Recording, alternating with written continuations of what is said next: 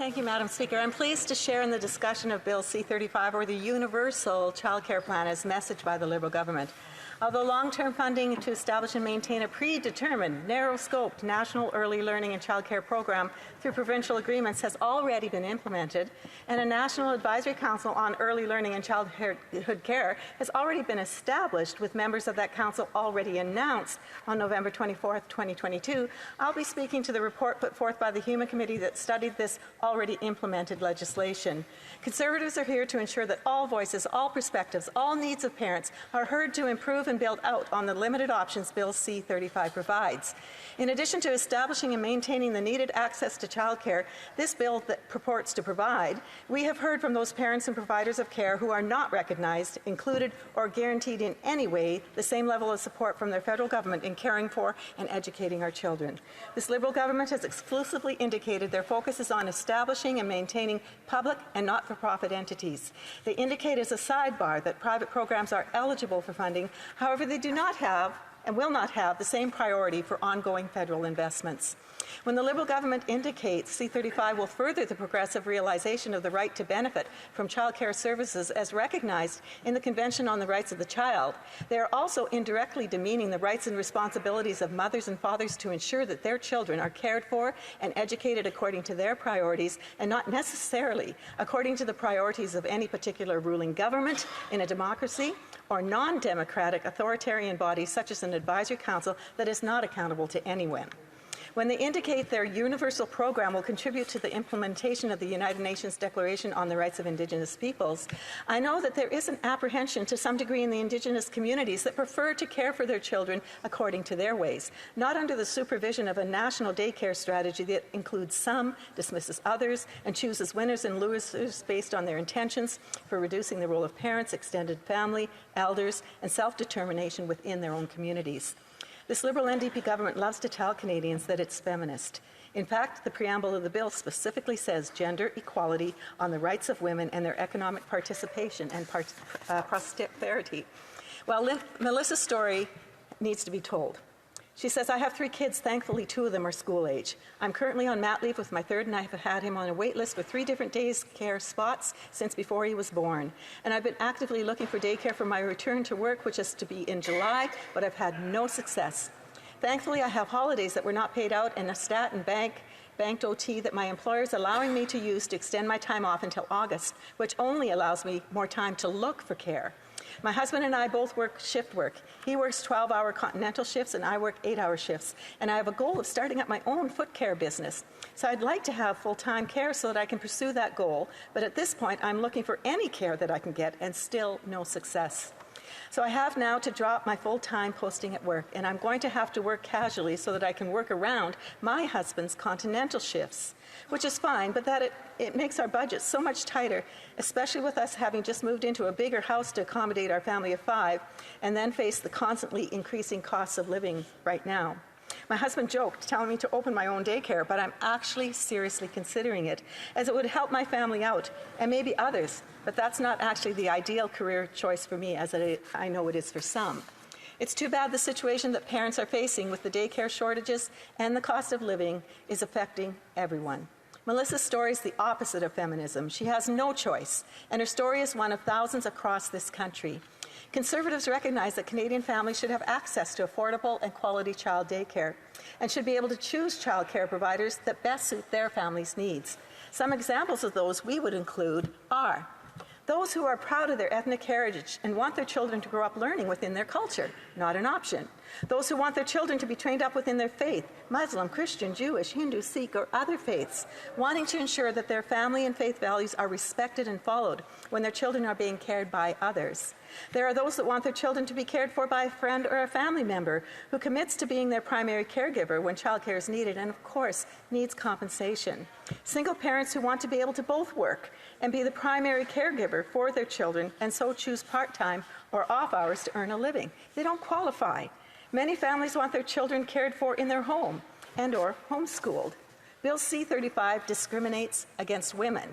Truth be told, the majority of childcare operators are women. I'm disgusted at the attitude towards these women. The language and intent of this bill prevents any growth and opportunities for private-run female operators. many of whom operate home daycares as a means of being with their children while providing a service to other women in the workforce. They have value. They are far more accessible to part-time or shift workers and those who simply need some after-school care. None of these circumstances many women face do not meet the criteria for a spot in the C35 universal program. Affordable quality childcare is critical, but if you cannot access it, it doesn't exist. Bill C-35 does nothing to address accessibility for these people. $10 a day daycare does not address the labor shortage or the lack of spaces.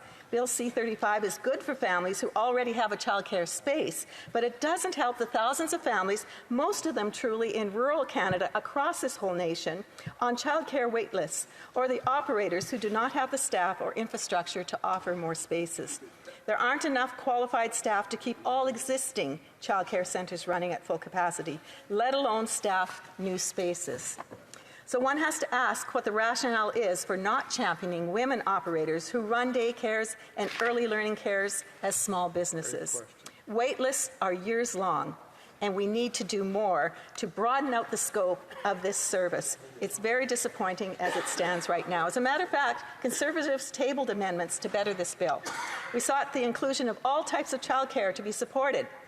Didn't get the support. We didn't want it to reflect political ideology, but to reflect parents' choice. We sought to have representatives from private home-based providers alongside public and not-for-profit providers. Voted down. Sought to amend the function of the National Advisory Council to include supporting the recruitment and retention of well-qualified workforce, having an understanding of available spaces, and progress in reducing wait lists via an annual progress report. Voted down. We sought to amend the reporting clause of the bill to include the Minister of Labour in the annual reporting, and the annual reporting must include a national labour strategy. Again, voted down. This Liberal child care bill prioritizes elitism over compassion. It doesn't enable families of varying incomes to benefit. The government should be supporting families who need child care most based on their income. They should not be subsidizing childcare of wealthy families who can afford it with what they're making. It smacks of elitism and is anything but in line with their social justice rhetoric. The Matthew Effect states, whereas increasing public provision ends up advantaging higher income rather than lower income groups. Even the Quebec model, despite the gains in access, quality levels remain low compared to the rest of Canada, with lower income children in lower rather than higher quality settings. And of course, there is the labor shortage. There are not enough qualified staff to even keep the existing centres open, let alone staffing new spaces. The middle class and those working hard to join it, where have you heard that before, should be the focus of this universal program at this point in time. Stakeholders have indicated all kinds of shortcomings to this universal program. And Madam Speaker, when we form government, Conservatives will ensure all voices, all perspectives, all needs of parents are heard, and all means of providing the needed care and early learning are options available to improve and build out on the limited options Bill C-35 provides. Thank you, Madam Speaker. Questions and comments. The Honourable Member for Brampton North. Madam Speaker, I'm hearing a lot of sad stories about those that are not able to access daycare spaces, but what I'm not hearing are any solutions. As far as I've been hearing, it seems like let's do away with the spaces we are creating and the help that we are providing so that everyone ends up with a sad story and nobody has childcare. That seems to be, but you could correct me if I'm wrong. I'd love to hear from the member what their party's solution would be and how they would back that solution.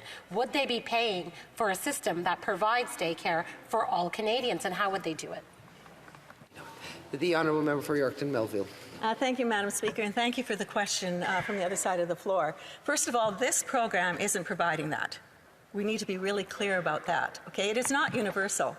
It should be. We had a program. And we had a program in place, and we would expound on this. Would we take away the money from the provincial governments? Come on, get real. Of course not, because it is needed, and it is providing growth in care for women's children. However, it is sorely lacking, especially if you get out of your big cities and go anywhere beyond that to rural Canada, there is an incredible shortage of help.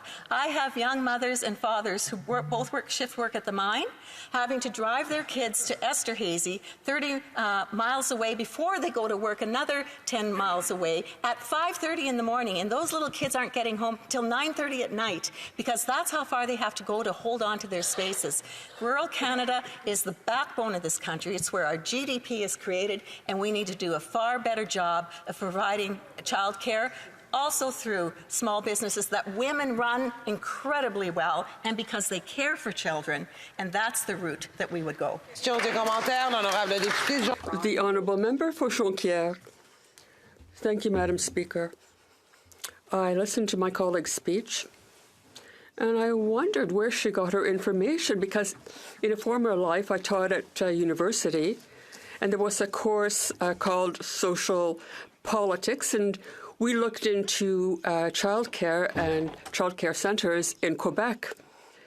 And it has transformed society in a way that's unbelievable. Women were able to get back into the workforce. Children get to school without having any problems with language. So here is the importance of a public childcare system. Is she trying to promote another model, a traditional family where the mother stays at home and takes care of the kids? I wonder. For Yorkton Melville. Thank you, Madam Speaker, and thank you to the member for his question. I have a fairly good understanding and grasp of what's going on in Quebec, and there are good things going on there. There's no question. How they're funding it is interesting as well, because they're depending on a lot of transfer of funds. But that being said, there are still 80,000 children on wait lists. And when I came in 2015 and we studied that system as this was first brought up in the House, the truth of the matter is there are children who are aging out before they ever got that care because there was not enough spaces. Perhaps that's better now. I haven't taken a look lately, but the truth of the matter is it is a real challenge. And according to the information I have from Cardis, when you compare, yes, they do good research on. Excuse me. No, it's not. Allow the honourable member to finish. Mention that in access, quality levels remain low compared to the rest of Canada, with lower income children in lower quality daycares rather than higher quality settings. So this is something I see, and I know that if this carries on, we're already seeing that circumstance where it's the elite people. Honourable member for Hamilton Centre, a chance to ask a question. Thank you very much, Madam Speaker. When I hear the Conservatives say everything is broken, I think in their world I believe them because they're the ones trying to tear everything down. And so we have a Speaker who has spoken at length about all the problems with the system. This is enabling legislation, Madam Speaker. You would think that a party who purports to support entrepreneurialism would see an opportunity for a government-funded program, a national program, to inject money into a sector to allow new childcare to open up, new childcare in the north, rural communities, in her particular riding, for instance. So all these stats that she purports from these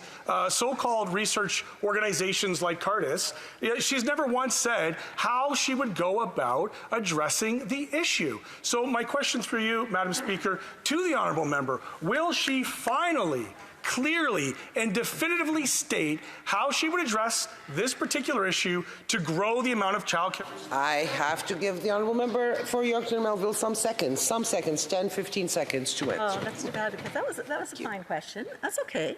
The truth of the matter is, it's not either or, it's both and. Right. And we are in favor of continuing on with the commitment. And it's time that you realize that there's a role in this country for small business, and women are really good at it. And in our rural scenarios, it is a very good way to provide care that this program will not do.